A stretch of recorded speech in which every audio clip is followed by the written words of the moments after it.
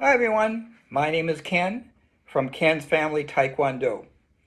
And today I want to talk to you kids and parents about how kids can keep themselves safe. I asked my students, especially the new ones, what is your best self-defense? And many of them will say, oh, fighting. That's my best self-defense. That's how I'm going to keep myself safe. When actually fighting is your worst self-defense. Your best self-defense would be your mind. Being able to recognize a possible dangerous situation and avoiding it. Using common sense will be able to keep yourself safe. Your second best self-defense would be your voice and making a lot of noise. So when you're confronted by somebody who's dangerous, and you use your voice and you're yelling loud enough, people will turn around, and that bad guy is not going to want to have people looking. So he's going to let you go and take off. That's your second best self-defense, your voice. Now, your third best self-defense, unfortunately, would be fighting. If you have no other alternative to get away, you have to keep yourself safe by fighting. So this is what I want you to get. This is important. You must do whatever you have to do to get away. Let me repeat that again. You must do whatever you have to do to get away. So this next part of the video will take place in my classroom, where I'm going to have two of my students will be demonstrating how a child can protect herself and get away from that big bad guy. And you're going to want to see that. I'll see you there. Hey everyone, here I am in the Taekwondo classroom, and with me I have Danielle and her dad Chris. Danielle's going to show us how to escape from someone grabbing her wrist and trying to drag her away.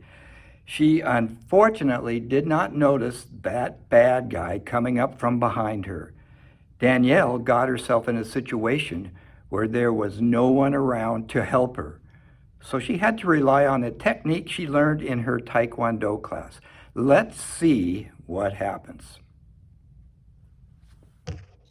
We're here in the classroom right now, and I've got Danielle here. She is going to perform the break free from the wrist grab. And over here I have her dad, Chris, who's going to be the bad guy. So here's what's going on. Danielle has been walking, and she's by herself. She doesn't know that there's nobody else around. She got herself in a kind of a bad situation and didn't notice the bad guy sneaking up behind her. Bad guy comes up and stops right in front of her. Danielle turns around, screams. He grabs her wrist. She's pulling, and now she moves forward and breaks free from that wrist grab, and then performs some Taekwondo technique, knocks that bad guy to the ground, and takes off. All right, now we're going to do this one more time, and we're going to do it at real-time speed without any narration. Are you guys ready? Ready? Go, ready? Go. Hey. Hey. Ah!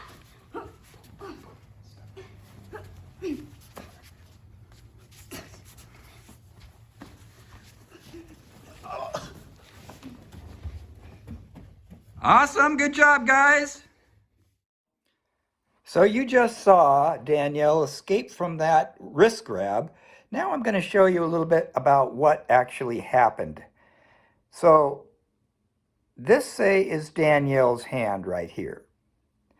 And this is the bad guy grabbing onto Danielle's wrist. And you're going to notice where the thumb is. Person who's grabbing onto the wrist, this is where their thumb is. You got to notice that. It's important. And you're going to take your hand and twist towards that thumb, keeping your fingers nice and tight together. So as you twist towards that thumb, you're going to break free, just like that. So let's try that again. The bad guy grabs the wrist.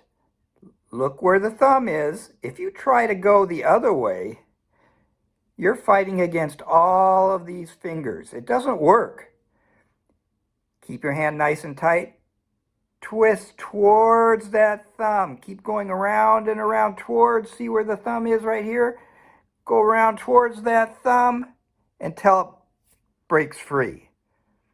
And that is how this technique works.